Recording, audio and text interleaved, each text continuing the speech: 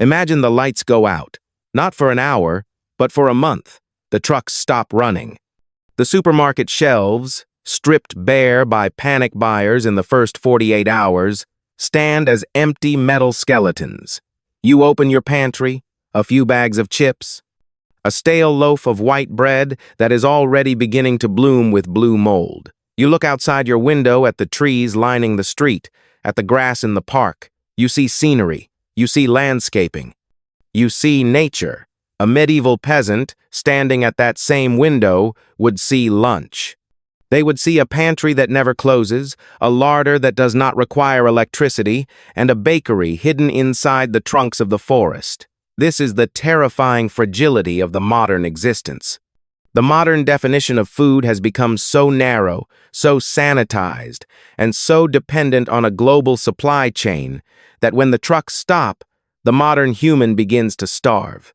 But history tells a different story. In the year 1315, the Great Famine swept across Europe. Rain fell for months without ceasing. The wheat rotted in the fields. The harvest failed not once, but twice. By all modern logic, civilization should have collapsed. The calorie count dropped to near zero. Yet, the ovens did not go cold. The village baker did not close shop. Instead, the medieval craftsman activated a survival protocol that had been passed down through oral tradition for 1,000 years. They baked bread without wheat. They baked loaves that were dark, dense, and bitter. But these loaves kept entire populations alive when the fields offered nothing but mud. This was not magic. This was biological engineering. This was the famine sourdough. Today, we look back at these practices with sneering superiority. We read history books that describe peasants eating bark and grass, and we pity them. We call it desperation. We call it primitive. We imagine them chewing on wood like termites. This is a profound arrogance. The medieval baker understood the chemistry of the forest better than the average modern person understands the ingredients label on a package of sliced bread. When the medieval baker walked into the forest to harvest the inner bark of a pine tree or to gather acorns from the oak, they were not scavenging garbage. They were harvesting complex carbohydrates, essential minerals, and vital nutrients that required precise chemical processing to unlock. They were performing kitchen chemistry to neutralize toxins and make the indigestible digestible. Contrast this with the loaf of white bread sitting on the modern counter. Squeeze it. It collapses into a doughy ball of foam. It is whiter than any natural grain. It stays soft for weeks, defying the natural laws of decomposition. Why? Because it is not food. It is an industrial product designed to resemble food. It is packed with azotocarbonamide, a chemical used to make yoga mats and shoe rubber, to create that artificial airiness. It is bleached with benzoyl peroxide. It is stripped of every single nutrient during the milling process, and then fortified with synthetic vitamins that the human body struggles to absorb. The modern consumer eats this food and feels full, yet their body is starving for nutrients. We are overfed and undernourished. We suffer from gut inflammation, gluten intolerance, and insulin spikes.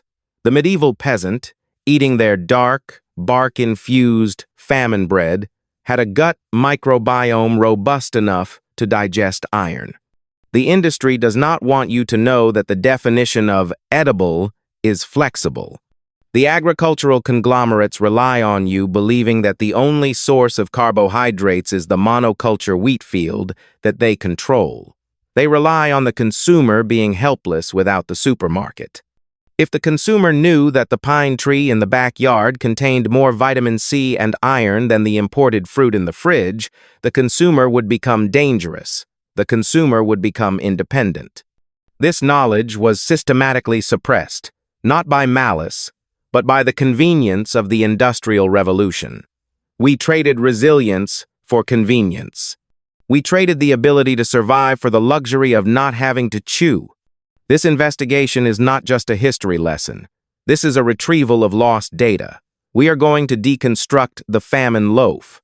We are going to peel back the bark, literally, and look at the cambium layer. We are going to analyze the fermentation science that allowed a medieval village to turn potential poison into life-saving sustenance. We are going to expose the lie that modern food security is real and show that true security lies in the knowledge of the green larder. Ask yourself a question right now. If the grocery store closed today and you had to feed your family tomorrow using only what is growing within a 1-mile radius of your home, could you do it? Or would you look at the forest and see only wood? If that question makes you uncomfortable, good. It should. It means you are ready to listen. Have you ever felt bloated, tired, or sick after eating modern commercial bread? That is your body rejecting the industrial shortcuts. That is your biology screaming for something real. Comment, survival, below, if you want to know how to bake a loaf that can survive the apocalypse. Let us begin the investigation. The modern loaf is a lie. Pick up a package of sliced white bread. Read the ingredient list. The first words are often, enriched wheat flour. Why must flour be enriched? Because the industrial milling process is an act of nutritional violence. The modern roller mill strips the wheat berry of the germ and the bran, the only parts of the seed that contain life. The germ contains oils, vitamins, and reproductive nutrients. But oil goes rancid. Rancidity kills shelf life. Shelf life kills profit. So the industrial miller removes the germ. The miller removes the bran. The miller leaves only the endosperm pure, white starch, dead sugar. To trick the consumer, the factory then sprays synthetic vitamins back onto this white powder. This is not food. This is a chemistry set, disguised as nutrition. Then comes the fermentation fraud. In the medieval bakery, dough was allowed to rise for 18, 24, sometimes 48 hours. This slow fermentation allowed wild yeasts and bacteria to break down the gluten proteins. It allowed the bacteria to consume the complex sugars. It was a pre-digestion process. The bread that came out of the medieval oven was already half digested by the microbiome of the starter. The modern Chorleywood bread process, invented in the 1960s to maximize factory throughput, uses high-speed mechanical mixers and chemical oxidizers to force the dough to rise in under 2 hours. The gluten is not broken down. The phytates are not neutralized. The modern consumer eats this rapid-rise foam, and the modern stomach goes into shock. The immune system attacks the indigestible proteins. We call it gluten sensitivity. The medieval doctor would simply call it poisoning. The modern body is battling its own food. Now, strip away the supermarket. Strip away the wheat field entirely. The temperature drops. The snow covers the earth. The famine protocol begins. The medieval survivor does not panic. The survivor walks to the Pinus sylvestris, the Scots pine. The survivor does not hack at the tree blindly. The survivor knows the anatomy of the wood. The outer bark is dead armor. It is cork. It is useless. The wood inside is too hard, mostly cellulose and lignin. But between the dead bark and the hard wood lies a microscopic layer, the vascular cambium and the phloem. This is the pipeline of the tree. This is the biological highway where sugars and nutrients flow from the roots to the needles. In the spring, when the sap is rising, this layer is sweet. It is soft. It is alive. Harvesting this layer is a surgical operation. The survivor cuts vertical strips, peeling back the outer armor to scrape off the creamy white ribbon of cambium. This material is not wood. It is concentrated energy, but it is locked behind a chemical defense mechanism. The fresh cambium is loaded with terpenes and resins, compounds designed to repel insects. If the human eats raw pine bark, the terpenes will assault the kidneys. The stomach will revolt. The medieval chemist knows this. The survivor takes the white strips of cambium and roasts them over a slow fire until they are bone dry. The heat facilitates the evaporation of the volatile terpenes. The heat crystallizes the sugars. The roasted strips are then pounded in a mortar and pestle until they become a fine, reddish-brown flour. This petujauho is not sawdust. Analysis shows it is a mineral-dense powder rich in manganese, iron, and flavonoids. But it lacks gluten. It lacks the structure to hold a loaf together. To find the starch, the survivor turns to the oak. The ground is littered with acorns. To the modern eye, acorns are bitter, inedible bullets. To the medieval chemist, acorns are unprocessed calories waiting to be unlocked. The bitterness comes from tannins, tannic acid. Tannins bind to proteins and precipitate them. They destroy the lining of the digestive tract and can cause kidney failure if consumed in bulk. The modern hiker tries to eat an acorn and spits it out. The medieval survivor uses water chemistry. The process is called leaching. The survivor crushes the acorns into coarse grits. These grits are placed in a mesh sack and submerged in a running stream for days, or boiled in repeated changes of water. The water acts as a solvent. The water bonds with the tannins and carries them away. The water turns brown, then black, then finally clear. When the water runs clear, the poison is gone. What remains is a sweet, nutty starch, a complex carbohydrate fuel source that costs 0 coins and requires 0 plowing. This is the ghost calorie of the forest. The pine bark flour provides the minerals and the bulk. The acorn flour provides the energy. But the glue is the sourdough starter. The wild yeast culture is the chaotic element that binds these wild ingredients together. The acidity of the sourdough, the lactic acid and acetic acid performs the final chemical breakdown, softening the tough fibers of the bark and making the minerals bioavailable to the human blood. The acidity creates an environment where mold cannot grow, preserving the bread for weeks. The result is a loaf that is dark as night, heavy as a stone, and requires jaw strength to chew. But this loaf does not spike blood sugar and then crash it an hour later. This loaf sits in the stomach and releases energy slowly over 12 hours. This loaf builds bone and muscle. This loaf is the reason the lineage did not end in the snow. Skeptics will call this folklore. Skeptics will say eating wood is an act of madness.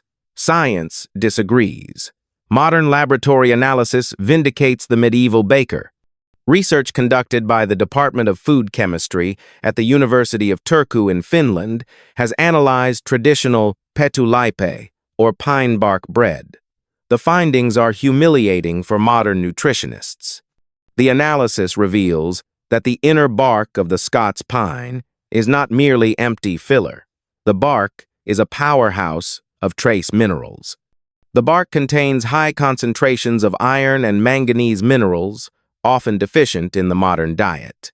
Furthermore, the bark is rich in flavonoids and lignans, powerful antioxidants that fight inflammation. But the most shocking discovery is the fiber content. The dietary fiber in pine bark is incredibly high, yet because of the unique structure of the vascular cambium, this fiber acts as a potent prebiotic. It feeds the beneficial bacteria in the gut. The medieval peasant was not just filling the stomach. The peasant was fortifying the immune system against the plague. Archaeology confirms this was not a rare anomaly. Isotope analysis of bone collagen from medieval burial sites in Scandinavia reveals a dietary signature that matches a high intake of terrestrial plant matter not found in standard agricultural crops. Excavations of Viking settlements have unearthed charred remains of bread containing significant percentages of birch and pine bark mixed with blood and fat. These warriors were conquering Europe fueled by trees. They possessed a bone density and a dental structure that modern humans, raised on soft, sugary wheat paste, can only dream of. The famine bread was not a sign of weakness. The famine bread was the fuel of endurance. Do not rush into the woods with a hatchet. This is a delicate art. To reclaim this knowledge, one must respect the source. Killing the tree to feed the stomach is a short-term strategy. The medieval law of the forest was strict. To harvest cambium without murdering the pine, the harvester must never ring. The tree never cut a strip that goes all the way around the trunk. Cutting a complete ring severs the flow of nutrients from the roots to the canopy, and the tree dies. The correct method is to take a vertical strip, no wider than 2 hands, from the north side of the tree. The tree will scar over. The tree will survive. The tree can be harvested again in 5 years. This is sustainable agriculture without a farm. Here is the golden ratio for the first experiment. Do not attempt a 1 to 100% bark loaf immediately. The modern gut is too weak. The modern gut is lazy. Start with a ratio of 1 part prepared pine bark flour to 4 parts organic rye or whole wheat flour. The protocol. 1. Harvest. Collect the inner bark in the spring when the sap runs. 2. Roast. Dry the strips near a fire until brittle. Do not burn them. 3. Mill. Grind to a fine powder. Sift out any hard fibers. 4. The leaven. Use a wild sourdough starter. Do not use commercial yeast. The bacteria in the sourdough are required to break down the bark fibers. 5. The mix. Combine the bark flour, the grain flour, water, and salt. 6. The ferment. Let the dough rest for at least 12 hours. Watch the slow rise. The dough will be stiff. 7. The bake. Bake in a hot oven, preferably on a stone. The result will smell like a forest fire and toasted nuts. When the baker slices into this loaf, the baker is not just cutting bread. The baker is cutting into a history of resilience. 1 slice of this bread, slathered with raw butter, will keep hunger away for 6 hours. The fiber expands, the digestion slows, the energy is constant. Compare this to the modern bagel that leaves the stomach empty and growling after 90 minutes. The math of survival. Consider the economics. A bag of artisan flour costs $5. A bag of commercial yeast costs $3.